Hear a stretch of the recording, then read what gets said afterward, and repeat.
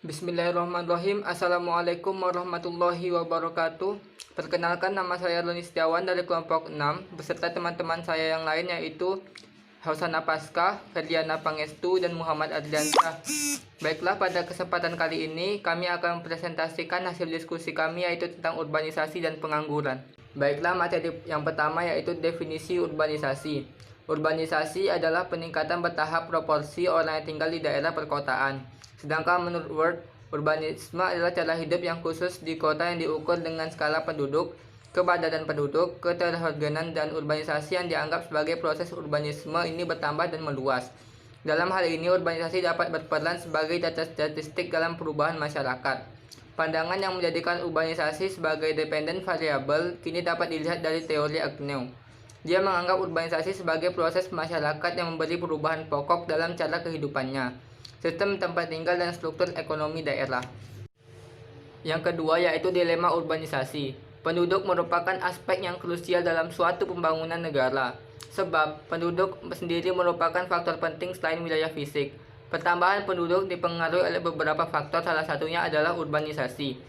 Urbanisasi sendiri merupakan pergerakan atau perpindahan penduduk dari satu wilayah ke wilayah lain disebabkan oleh faktor tertentu.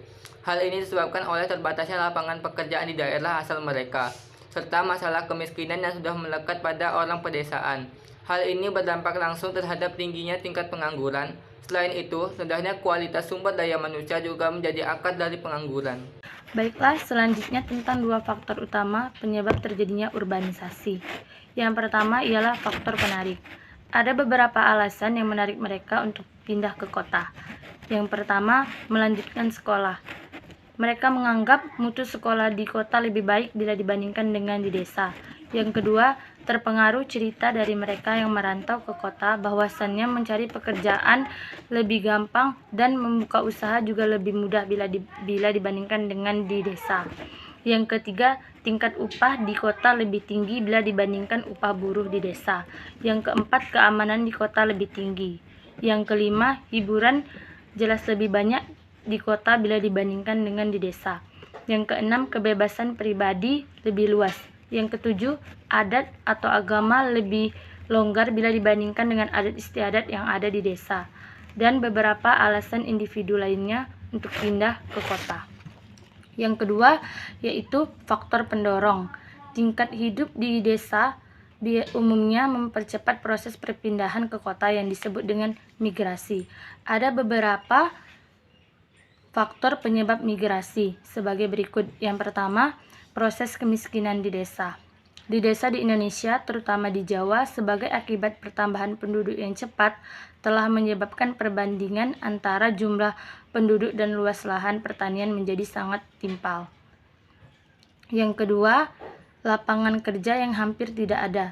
Karena jumlah kelahiran yang cukup tinggi dan jumlah lapangan kerja di desa cenderung menurun, mengakibatkan pengangguran nyata dan tidak nyata. Yang ketiga, pendapatan yang rendah. Tingkat upah buruh di desa sangat rendah bila dibandingkan dengan upah minimum di kota. Yang keempat, keamanan. Kelima, adat istiadat yang ketat. Adat istiadat di desa cenderung lebih ketat bila dibandingkan dengan kebebasan yang berlaku di kota. Yang keenam, alasan melanjutkan pendidikan. Mereka memang hampir di desa sudah ada SD, SMP, atau SMA, tetapi mereka memilih di kota dengan alasan bahwa lulusan dari desa akan lebih sulit bersaing dengan lulusan di luar sana seperti di kota. Baiklah, saya akan menjelaskan tentang dampak urbanisasi. Yang pertama dari segi positif. Pandangan atau tanggapan yang positif terhadap urbanisasi terutama berkembang di kalangan pemerintah dan perencana pada tingkat nasional yang melihat urbanisasi sebagai hal yang tidak dapat dielakkan dalam pembangunan. Pembangunan ini didukung oleh fakta sejarah bahwa hampir tidak ada negara yang dapat mencapai kemajuan ekonomi tanpa proses urbanisasi. Pengikut paham ini melihat urbanisasi sebagai usaha pembangunan yang menyeluruh, tidak terbatas dalam pagar administrasi kota. Pertimbangan lain atas pandangan positif terhadap urbanisasi ialah bahwa kota sebagai agen for modernization and change. Maaf kalau ada salah. Mereka melihat kota sebagai tempat pemusatan modal, keahlian, daya kreasi, dan segala macam fasilitas yang mutlak diperlukan bagi pembangunan. Yang kedua, dari segi negatifnya. Beberapa akibat nyata dari arus urbanisasi yang tidak terkendali ialah pertama, masalah perumahan dan tempat tinggal. Hampir tidak ada kota di Indonesia ataupun di luar negeri yang dapat membangun atau menyediakan fasilitas perumahan yang wajar bagi penduduk yang bertumbuh dengan 2-3 per tahunnya. Apalagi bagi penghuni penduduk yang datang mendadak. Kebanyakan di antara kaum migran tergolong kelas dengan kelas orang miskin dan berpendidikan rendah. Yang kedua adalah masalah pedagang kaki lima. Masalah pedagang kaki lima dan cara-cara berjualan tidak permanen lainnya membuat pusing petugas pemerintahan kota. Yang ketiga adalah gelandangan, yang seringkali kita lihat di pinggir-pinggir jalan ataupun di emperan-emperan toko. Yang keempat adalah masalah pengangguran, yang seringkali terjadi bagi anak-anak muda, ya, atau orang tua. Yang kelima adalah masalah transportasi, antara lain adalah becak. Yang keenam adalah ekologi.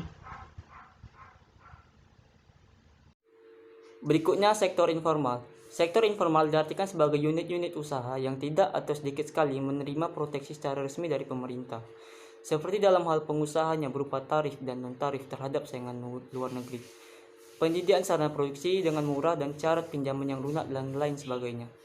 Sedang proteksi dari pekerjanya berupa standar upah minimal, jaminan kondisi kerja perlindungan, dan sebagainya.